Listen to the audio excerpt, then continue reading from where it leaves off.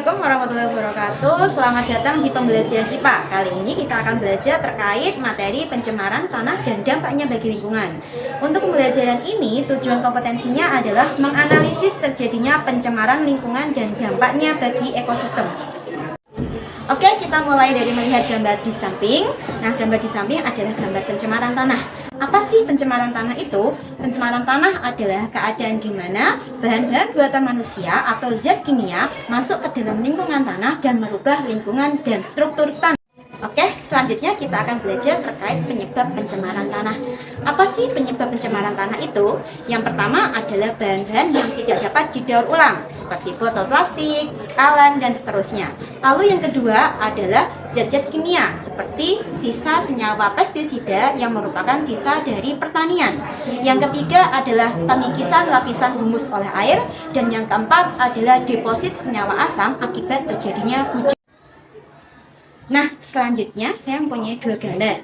Di sini ada dua gambar. Kita bandingkan dua gambar tanah di samping. Yang satu adalah tanah yang subur dan yang satunya lagi tanah tidak subur. Apa sih karakteristik dari dua tanah tersebut? Untuk tanah yang pertama, tanah subur. Karakteristiknya adalah yang pertama, pH-nya netral. Yang kedua adalah tanahnya berupa tanah lempung. Yang ketiga, banyak tanaman yang ada di atasnya. Yang keempat adalah dia mempunyai lapisan humus yang tebal. Yang kelima adalah kaya akan biota. Sedangkan pada tanah yang tidak subur mempunyai karakteristik pH-nya cenderung asam atau basa.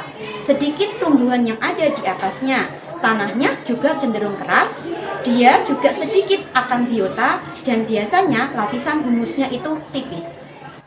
Nah, selanjutnya dampak pencemaran tanah. Apa sih dampak pencemaran tanah bagi manusia dan lingkungan? Yang pertama adalah tanah menjadi gersang. Nah, kalau tanah menjadi gersang, maka tanaman tidak akan subur yang akan tumbuh di atasnya. Lalu yang kedua, mengakibatkan gagal panen. Yang ketiga adalah gangguan pencernaan akibat tanaman-tanaman yang mengenai pencemaran tanah tadi.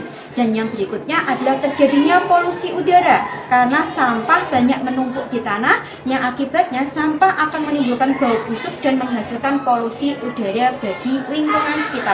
Nah, pada bagian berikutnya kita akan belajar terkait jenis-jenis sampah. Ada 3 jenis sampah. Yang pertama adalah organik, yang kedua adalah sampah anorganik, dan yang ketiga adalah sampah infeksius. Apa sih sampah organik itu? Sampah organik itu adalah sampah-sampah yang dihasilkan dari bahan-bahan organik, misalkan sisa-sisa makanan, daun, dan yang lainnya.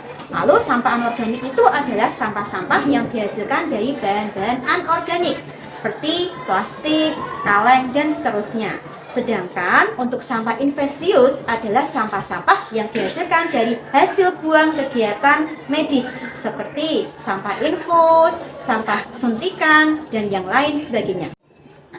Yang terakhir adalah kegiatan kita untuk bagaimana mengurangi pencemaran pada tanah. Ada 3 jenis kegiatan yang bisa kita laksanakan, yaitu yang pertama adalah 3R, recycle, reduce, dan reuse. Lalu yang kedua adalah kegiatan pilah sampah. Kita harus mampu membedakan mana sampah organik, anorganik, dan infeksius. Dan yang ketiga adalah tidak boleh membuang sampah di sembarang tempat dan melakukan kerja bakti rutin. Terima kasih telah menonton video pembelajaran ini. Semoga materi yang saya sampaikan bermanfaat untuk semuanya. Sampai jumpa pada pembelajaran IPA berikutnya.